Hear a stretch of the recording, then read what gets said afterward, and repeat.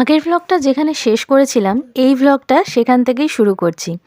So সোনা তো বসে জুস টুস খেয়ে নিল। এরপরে আমরা এখন ঘুরতে বেরিয়ে পড়েছি বারাণসীর মার্কেট।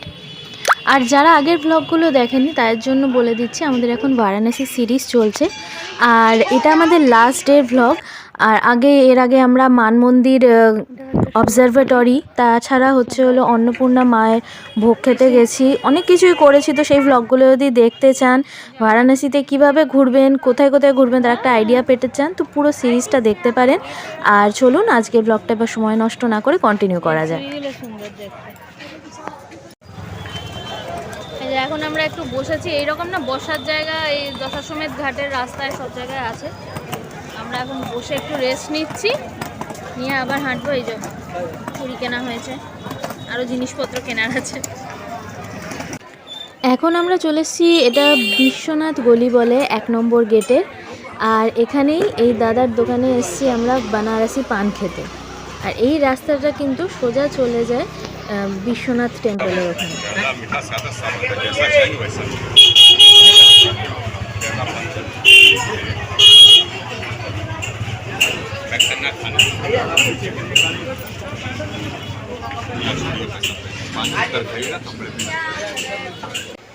এখন আমরা ঘুরতে ঘুরতে চলে এসেছি বাঙালি টোলার মুখের কাছে চপের দোকানটাতে।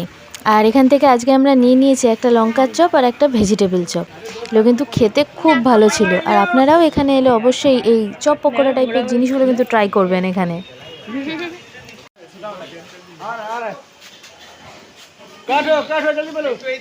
এখন আমরা ঠিক চপের দোকানের উল্টো দিকেরই মিষ্টির দোকান, যেখান থেকে রেগুলারই প্রায় আমরা মিষ্টি খাচ্ছি, সেই দোকানে এসে গেছি।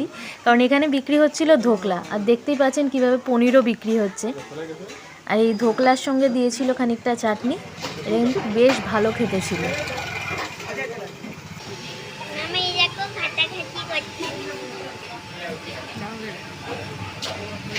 এরপর দুপুরটায় রেস্ট নিয়ে আবার বেরিয়ে পড়লাম সন্ধেবেলা ঘুরতে।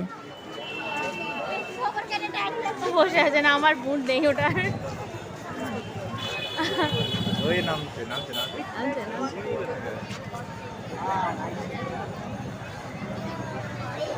না, এটা বেয়ে বেয়ে যাচ্ছে, অত ওস্তাদি দেখায়নি।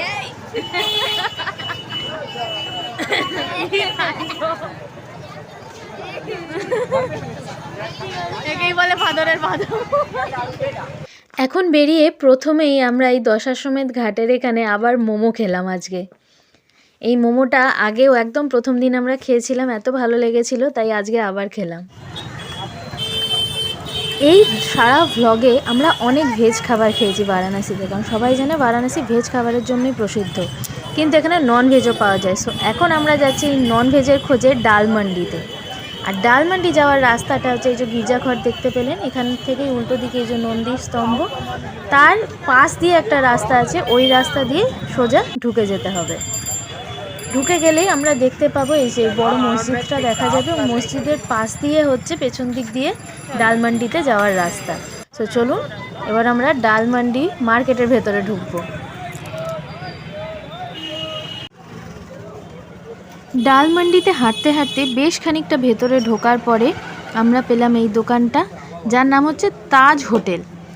এই হোটেলেই বেশ ভালো চিকেন রোস্ট ফোস্ট বানাচ্ছে। সো আমরা এখানেই ঢুকেছি আর অর্ডার দিয়ে দিয়েছি 1 প্লেট চিকেন রোস্ট। এতে আমাদের 6 পিস চিকেন দিয়েছে, তার সঙ্গে নিয়েছি রুমালি রুটি।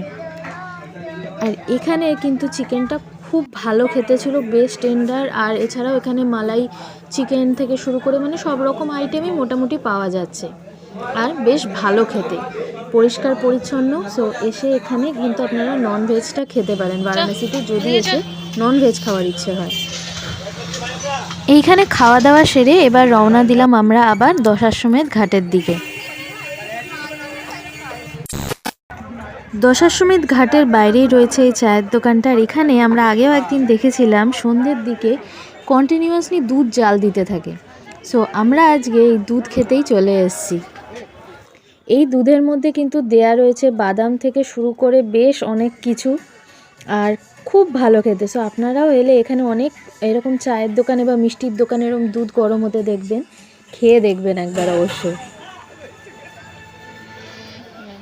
দুধ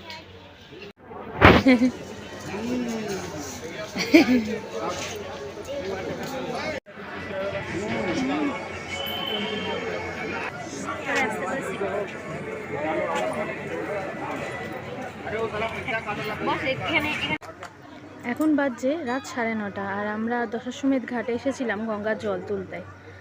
সো বোতলে করে জল আমরা নিয়ে নিয়েছি। আর দেখুন 4-5টা ঘাটের এখনও লোকজন আছে অনেক। এই যে দশাশ্বমেধ ঘাট, বেশ লোকজন রয়েছে।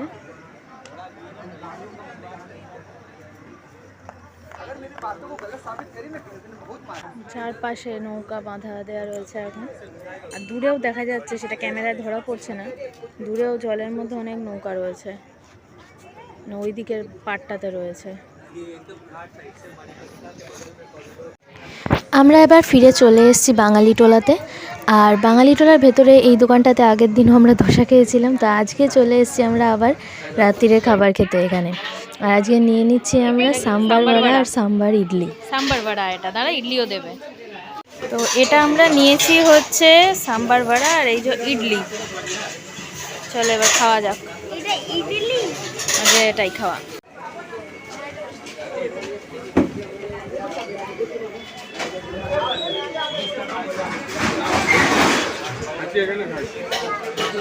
এটা একটু টেস্ট করে। বড়ার মধ্যে বেশ মশলা দেয়।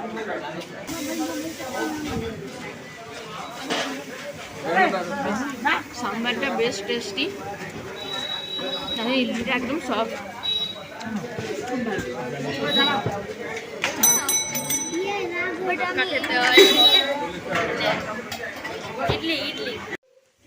এরপরে হোটেল রুমে এসে বেশ খানিকক্ষণ রেস্ট নিয়ে বেরোই পড়বো এবার 12টার সময়, কারণ একটাই আমাদের ট্রেন। রাত 12টা বাজে, আমরা যাচ্ছি এখন স্টেশনে। ট্রেন ধরবো 1টার সময় ট্রেন। আর এই যে এটা হচ্ছে দশাশ্বমেধ রোডের অবস্থা, এখানে ক্রিকেট খেলা চলছে রাত্রিরে। এখনো দোকান কিছু কিছু খোলা চলছে।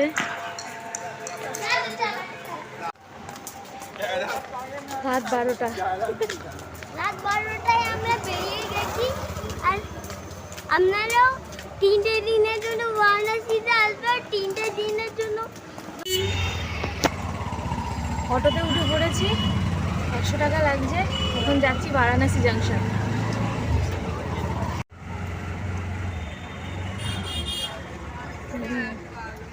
এখনো বসে রাত 12টার পরও রাস্তায় ফুড স্টলে ইডলি বড়া খাওয়ার কি ভিড় দেখুন। এই গির্জাঘর মোড়। পৌঁছে গেছি বারাণসী স্টেশন, কিন্তু আমাদের ট্রেন দেখাচ্ছে বেশ 2 ঘন্টা মতন লেট।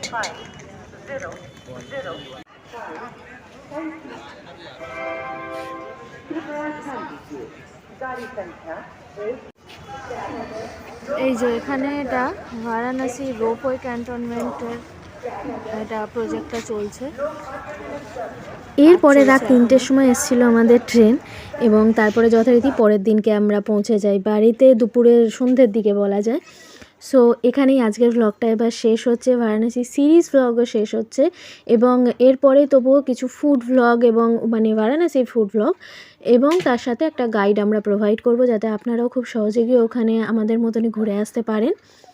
আর এই ভ্লগটা যদি ভালো লেগে থাকে আপনাদের, অবশ্যই চ্যানেলটাকে সাবস্ক্রাইব করে নেবেন আমাদের, তাতে আমরাও একটু সাপোর্ট পাই যে হ্যাঁ আমরা একটা ভালো কাজ করছি যেটা আপনাদের ভালো লাগছে। আর চলুন এবার এখানেই আমরা শেষ করছি, আবার পরের ভ্লগে খুব তাড়াতাড়ি আমাদের দেখা হবে। Till then take care, bye by.